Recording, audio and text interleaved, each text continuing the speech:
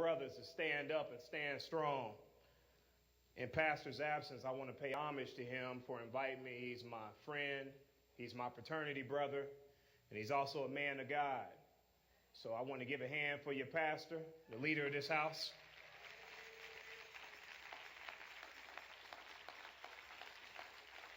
I also want to thank Nicole Kirby and Amini for working with my assistants to make this happen. So I want to give them a hand as well, because they work hard behind the scenes.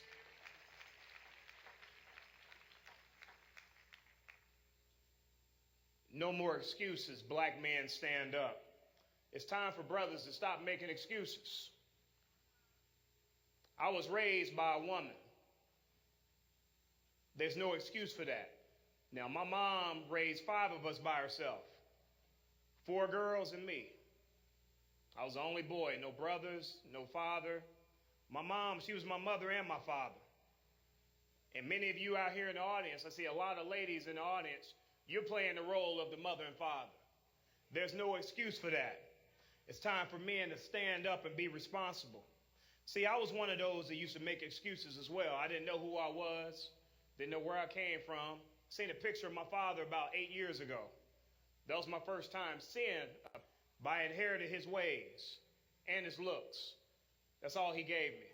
Never came around the family, and found out years later he lived a block away from me. I didn't even know who he was. Passed him in the street, didn't even know that was my father. We have been cursed for too long.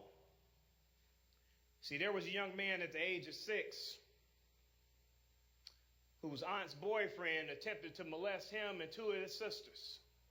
See, that's when the anger starts building at the age of 6.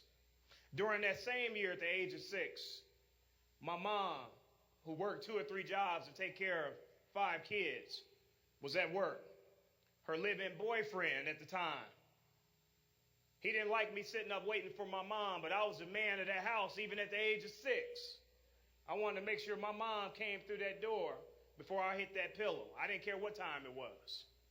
He got angry with me one night because I wouldn't go to bed. He's 6'4", 250 pounds. He picks me up, takes me to the door of the room, threw me across the room. I hit the wall, then I hit the bed. The anger is building up. At the age of 10, you remember the Fat Boys, don't you? Anybody, any old schoolers up in the house? Y'all remember the Fat Boys, don't you? I used to like the fat laces. Anybody rock the fat laces, or was it just me? You too young back here in the back. Put your hand down. And I had the Adidas and the fat laces, but at the age of 10, I was robbed by 5 guys, put a knife to my throat for my shoes and my fat laces. The anger is brewing. During that same year at the age of 10 was my first run-in with racism. I was bused to an all-white school when I was in the 5th grade. Didn't know what racism meant. Stepped in that school, parents coming in, throwing chairs, saying niggers, coons, possums, not knowing they were talking about me. Yanking their kids out of class. My kids are not going to school with no niggers. The anger is brewing. At the age of 11, I was awakened at 2 in the morning to my mom crying and gasping for air. My stepfather had been staying out all night, and she was fed up with it one night, so she stepped to him, like any real woman should, and say, I'm not going to put up with that. So he proceeded to put his hands on my mother, put his hands around her neck and started choking her. I hear her gasping for air and crying. At the age of 11, I run in and say, get your hands off my mom. He turned around and punched me in the face.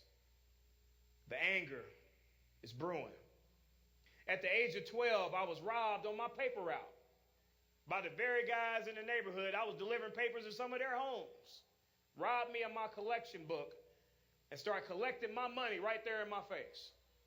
And I had to sit there at the age of 12 and watch these 16, 17, 18-year-olds collect my money. The anger is brewing. At the age of 14, my mom was diagnosed with kidney failure. So they put her in the hospital for a whole year. 4 years later, she went on dialysis. Been on there for 22 years. At the age of 16, my best friend, Tony Binion, was murdered.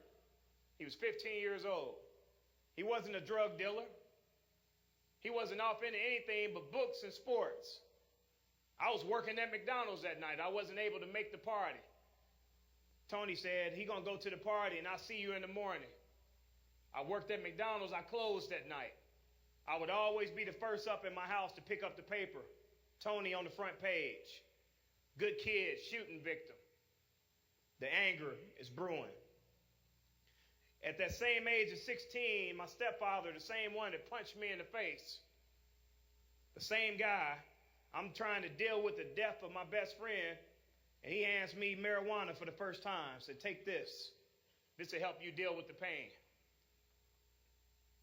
I left out the attempts to sell drugs, the many times I was kicked out of school for fighting, bullied, because I'm a fast forward to the age of 21. Here I am, 5'11", 235 pounds. NFL scouts checking me out from different teams, want to possibly draft me into the NFL. I'm going into my senior year, but I go home one last time to visit with my family before I go to training camp. And here I am at Popeye's Chicken. That used to be my spot back in the days, right? So I'm over at Popeye's Chicken, and I order my food, and I turn around. Guess who's standing behind me? The same guy who robbed me when I was 10. But at this time, it was 2 years before that, when I was 19, the first star football player that came out of my neighborhood came back to the neighborhood after playing football at Illinois State. And he was murdered a block from his house. So I'm not going out like that. So I got a 9. I'm carrying my 9mm on me everywhere I go. I'm not going out like that. I'm going to make it through school by any means necessary. So at the age of 21, I'm faced with the very guy who robbed me and put a knife up to my throat. But the anger was boiling over at that point because of all the things I had gone through. And I asked him, "Do you remember me?" And he stood back and looked at me. And then I asked him again, because I'm not that scrawny little 11-year-old kid anymore. I'm a man now. "Do you remember who I am?" He started backing off, scared. And I put that 9mm to his head. Here I am going into my senior year of college. And I'm holding the barrel of a 9mm to this guy's head. He backed out the door and darted out in busy traffic. And here I am holding this gun. I almost threw my life away over something I should have dealt with years ago. That's what we're doing as black men. We're not being responsible. We're holding on to all of our anger from the past. I know I'm talking to somebody in this room. Now, your story is a little bit different than mine. See, the thing I didn't understand, I was living in fear when I should have been living in faith. See, you can't straddle the fence. See, I kept complaining about my father never being there, but my father never left me. He was always by my side. We got to stop complaining about who's not there and start giving homage to who is there, because the women never left.